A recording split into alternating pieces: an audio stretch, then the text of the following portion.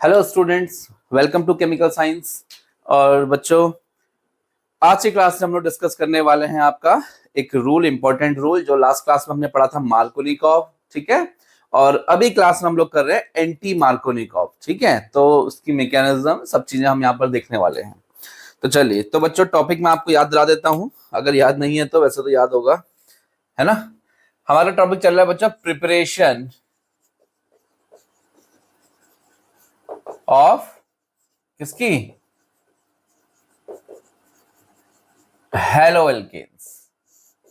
Preparation of halo alkanes, ठीक है, जिसमें हमने एल्कोहलों से बनाने का सीख लिया है, और हाइड्रोकार्बन में हमने एल्केन से देख लिया है, एल्कीनों से भी देख लिया है। ठीक है, सिमेट्रिकल अनसिमेट्रिकल। चलिए, तो अब हम एल्कीन से ही, एक केस हमारा रह गया था, फ्रॉम एल्कीन। ठीक है, फ्रॉम एल्कीन। कौन सी एल्कीन? Unsymmetrical alkene. तो चलिए मैं आपको बना के दिखाता हूं पहले। अब आपको लास्ट क्लास अगर आपने पढ़ी है तो आपको याद है कि हमारे पास अनसिमेट्रिकल एल्कीन में रिएक्शन करना है किसका? HCl HBr का। और इसके लिए हमारे पास क्या है? एक रूल है। ठीक है, कौन सा? बोलो, कौन सा रूल है? Markovnikov rule. तो मार्कोनिकॉफ हमने पढ़ा। मार्कोनिकॉफ ने बताया कि रिएजेंट का जो नेगेटिव पार्ट है उस डबल बॉन्डेड कार्बन में चिपकाना है जहां हाइड्रोजन कम है, और H को फिर उधर चिपका दो। ये तो रूल था। ठीक है, अब हमारे पास क्या है? Anti Markovnikov rule. तो मैं यहां लगा रहा हूं हेडिंग, क्या? Anti Markovnikov rule. तो नाम से ही क्लियर हो रहा है यार, एंटी लिखा है ना, तो मार्कोनिकॉफ का उल्टा होने वाला है यहां पर, है ना। तो सिंपल है, एंटी मार्कोनिकॉफ मतलब मार्कोनिकॉफ का रिवर्स। ठीक है, चलिए, तो मार्कोनिकॉफ का रिवर्स क्या होगा? मार्कोनिकॉफ क्या था? नेगेटिव को कहां चिपकाना था? जहां हाइड्रोजन कम थे। अब उसका उल्टा हो रहा है, तो यहाँ क्या होगा? मार्कोनिकॉफ के, एंटी मार्कोनिकॉफ के अकॉर्डिंग नेगेटिव पार्ट को वहां चिपकाना जहां हाइड्रोजन ज्यादा है। ठीक है, तो प्रोडक्ट जो इसका बनने वाला है वो कुछ ऐसा बनेगा। नेगेटिव पार्ट यहां चिपकेगा, CH2Br, CH2 और CH3। देखो तो भाई जरा, सही है क्या? है, बिल्कुल सही है ना, यही तो हो रहा है।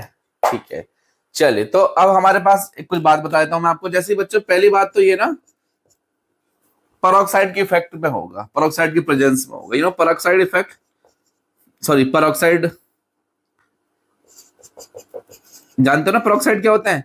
ऐसे कंपाउंड जिसमें ऑक्सीजन ऑक्सीजन के बीच में डायरेक्टली लिंक्ड होते हैं, डायरेक्टली बॉन्ड होते हैं, हम इसे क्या बोलते हैं? पेरोक्साइड कंपाउंड्स बोलते हैं। ठीक है, तो इन कंपाउंड्स की प्रेजेंस में ये यहाँ पर होने वाला है। तो क्या समझ में आया?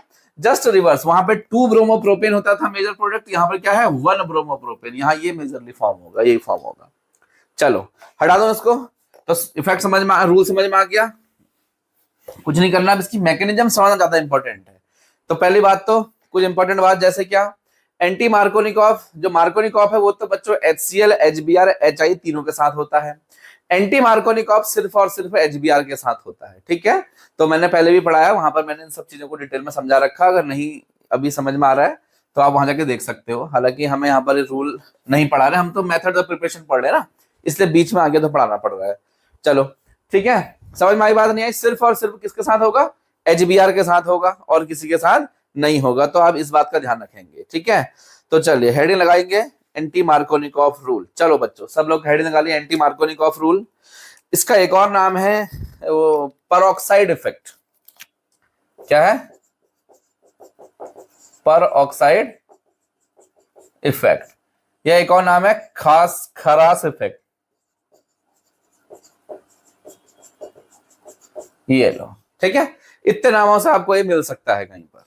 ठीक, क्लियर है? चलो, तो पहले इसका स्टेटमेंट लिखना है। क्या स्टेटमेंट? तो आपको पता ही है, इसको हटा देता हूं।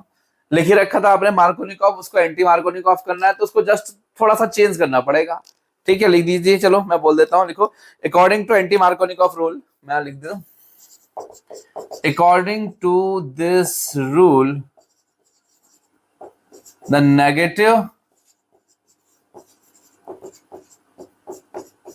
The negative part of attacking reagent. ठीक है, According to this rule, the negative part of attacking reagent attached to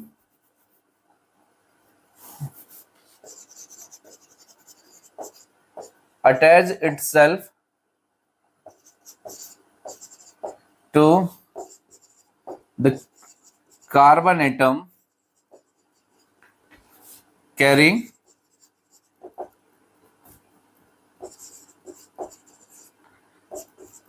less number of hydrogen atom. ठीक है, यही तो हुआ, जस्ट रिवर्स कर दिया मैंने उसका। वहां पर क्या था, मोर नंबर, अरे उल्टा लिख दिया, मोर नंबर ऑफ हाइड्रोजन एटम। ठीक है, लेस नहीं आएगा, मोर number of hydrogen. Less number किसमें था, मार्कोनिकॉफ में था, एंटी मार्कोनिकॉफ है तो उसको उल्टा कर दो। ठीक है, चलिए एग्जाम्पल के तौर पे एक रिएक्शन लिख लो, फिर मैकेनिज्म में आते हैं बच्चों। चलो CH2 double bond CH single bond CH3, क्या ऐड करना है हमें इसमें, HBr के अलावा किसी में एंटी मार्कोनिकॉफ नहीं होगा। साथ में यहां पर क्या होना चाहिए, परऑक्साइड।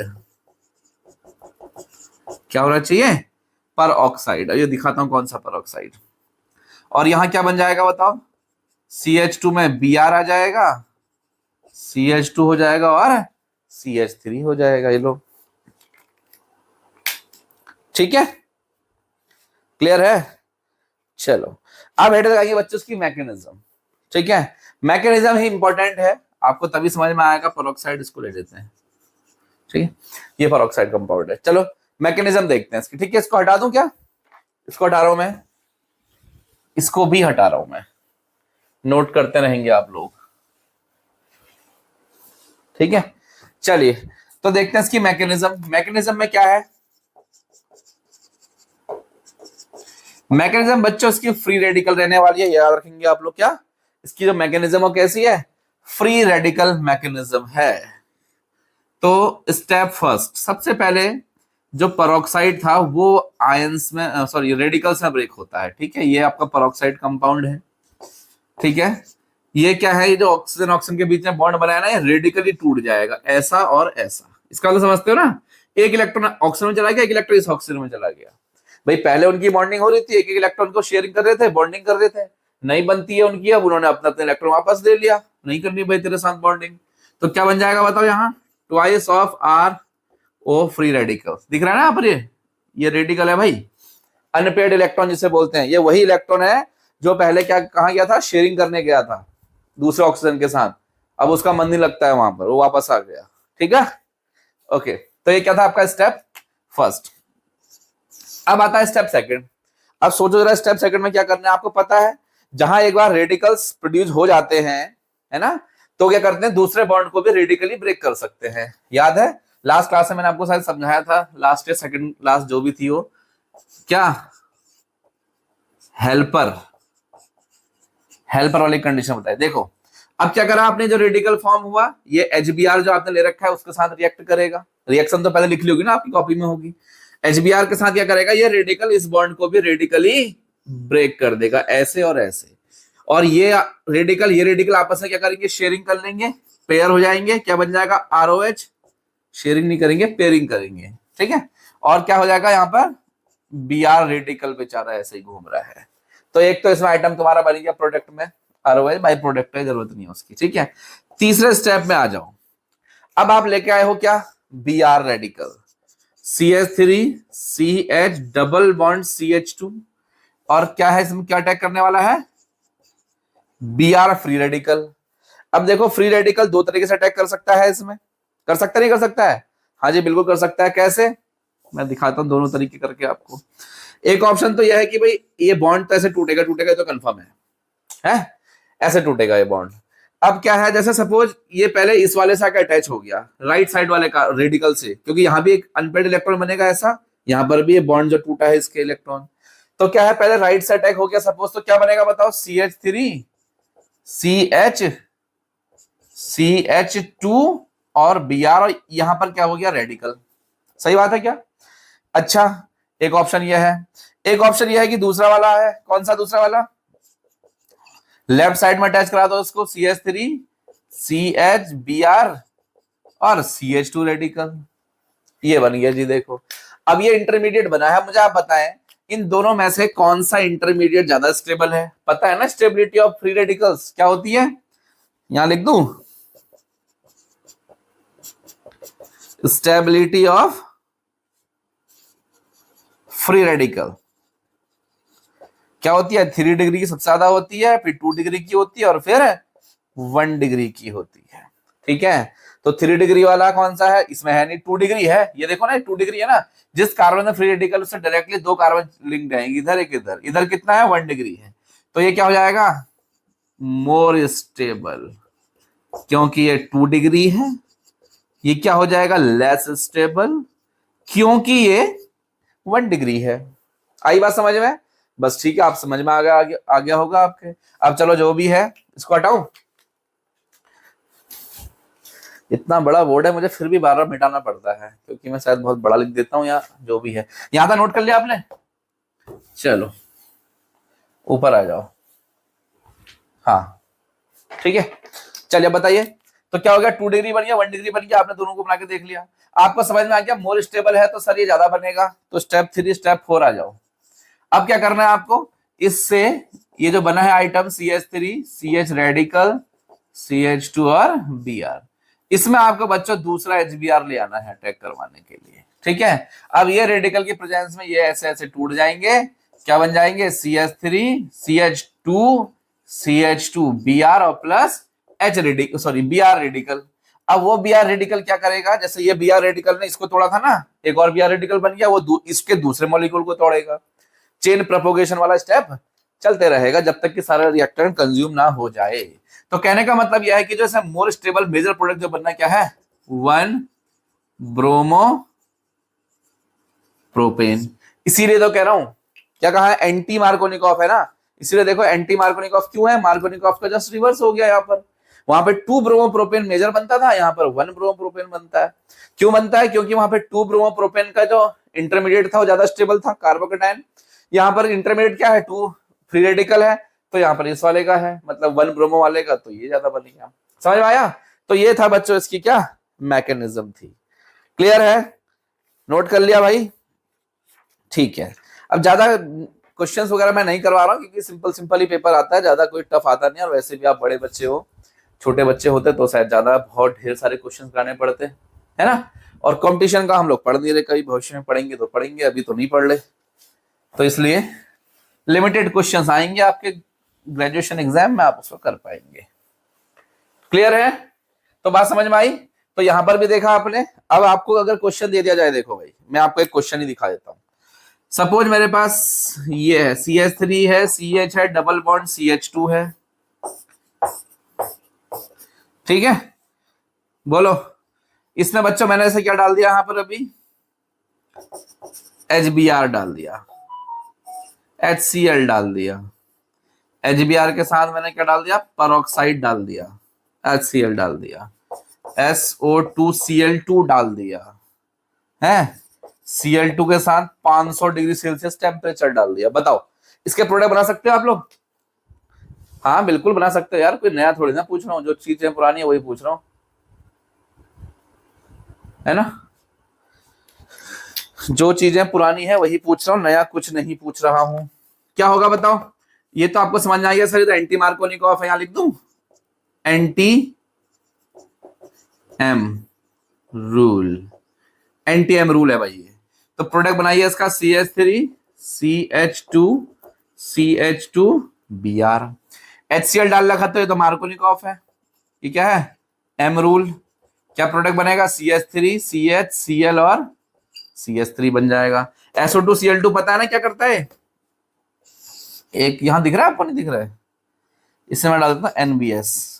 हाँ, SO2Cl2 क्या करता है? Alpha position, sorry allylic position में क्या करता है? Cl लगाता है, तो ये हो जाएगा CH2Cl और CH2 और CH3, Cl2 और ये भी सेम प्रोडक्ट बनाता है। NBS N ब्रोमोसक्सिनामाइड ये भी सेम बनाता है, लेकिन क्या क्या बनाता है? ब्रोमीन को बनाता है।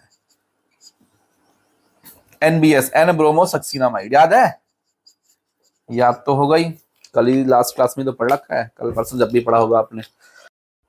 ठीक है, तो इसको हटा देते हैं। एक चीज रह गई है, उसको भी देख लीजिए।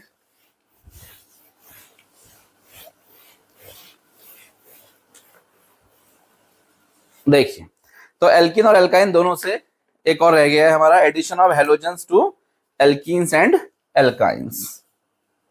हेडिंग लगा लेंगे सभी लोग, एडिशन ऑफ हेलोजन टू कहां, एल्कीन एंड एल्काइंस। ठीक है, एल्कीन समझ गए ना, डबल बॉन्ड, और एल्काइंस मतलब ट्रिपल बॉन्ड वाले कंपाउंड। इसमें भी आप हेलोजन को ऐड कर सकते हैं डायरेक्टली, ठीक है, ऑफ कोर्स करते भी हैं, आपको पता ही है।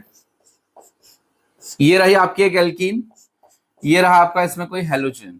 ठीक है, क्या करेगा, ये तो नॉन पोलर बॉन्ड है, बट यहाँ पे इलेक्ट्रॉन डेंसिटी हाई है, इसकी वजह से क्या करेगा, ये इसको पोलर कर देगा, इसको ब्रेक कर देगा, है ना। तो इसमें जो फाइनली जब प्रोडक्ट बनता है, पहले मैं आपको बना के दिखा देता हूँ। ये रहा एक X और एक ये रहा X, हेलोजन आ जाते हैं ऐसे करके दो। ठीक है, नोट करो इसे, सिंपल रिएक्शन है। अच्छा, आपको पता है ये रिएक्शन बहुत इंपॉर्टेंट है। कैसे इंपॉर्टेंट है, आपको याद होगा, आपने अनसैचुरेशन टेस्ट पढ़ा होगा बच्चों, पहले क्या पढ़ा था, अनसैचुरेशन टेस्ट, वहां पर आपने इस रिएक्शन को बहुत ज्यादा पढ़ा। देखो, तो मैं आपको समझाता हूं कैसे पढ़ा। ठीक है, इसके लिए पहले एग्जांपल ले लेते हैं। इसमें एक सॉल्वेंट होता है, non polar solvent, carbon tetrachloride. ठीक है, तो जैसे बच्चों हमारे पास एग्जांपल है, ये रहा हमारा कोई alkene, CH2 double bond CH2 suppose, ये लीजिए। X2 यहां पर मैं क्या ले रहा हूं, Br2 ले रहा हूं, ब्रोमीन ले रहा हूं। ठीक है, यही आपने पढ़ा था ब्रोमीन टेस्ट, याद है। तो क्या करते थे हम लोग इसमें, हम इस ब्रोमीन को लेते थे और ये ब्रोमीन क्या करता था, पता लगाता था, इसका ब्राउन कलर जो होता है ना, इसके साथ जब रिएक्ट करता है तो क्या होता है, डिस्कलर हो जाता है, वो मतलब चेंज हो जाता है। कैसे, क्योंकि ये क्या करता है, Br2 इस एल्कीन के साथ कंपाउंड बनाता है, कौन सा बताओ, डाइब्रोमो कंपाउंड। ये बॉन्ड टूटेगा, जैसे वहां बना था ना, वैसे ही कुछ बन जाएगा। तो ये बन जाएगा आपका CH2 डबल का हो जाएगा सिंगल, Br और Br, इस तरीके से।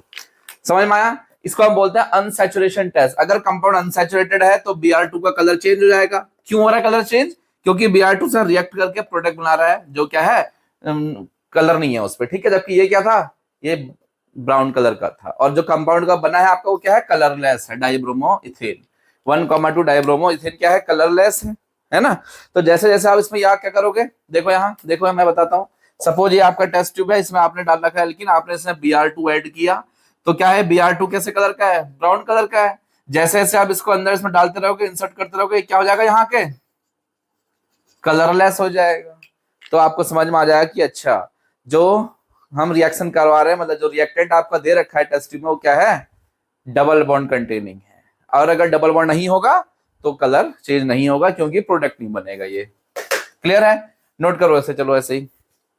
ठीक है, तो छोटी क्लास में पढ़ रखा है, कोई इतना नहीं बताएंगे तो कोई दिक्कत नहीं थी, बट फिर भी बता दिया। ठीक है, अगर आप चाहो तो ऐसी वो भी कर सकते। अच्छा, इसकी मैकेनिज्म देखनी है क्या, चलो एक मैकेनिज्म देख लो, इसको हटा देता हूँ। हाँ, ओके, मैकेनिज्म भी देखो भाई इसकी, अब इतना देख ही लिया है तो मैकेनिज्म भी देख लो। मैकेनिज्म में हमें कुछ नहीं करना, ये रहा आपका CH2 डबल बॉन्ड CH2, आपने इसको अटैक कराना है किसके साथ, Br2 के साथ। ठीक है, सॉल्वेंट है, सॉल्वेंट तो लेना पड़ेगा। ठीक है, अब क्या करेगा ये Br2, सबसे पहले इसके साथ क्या आएगा, पोलराइज होना शुरू हो जाता है। कैसे, देखो यहां बताते हैं आपको। ये रहा आपका Br2, है ना।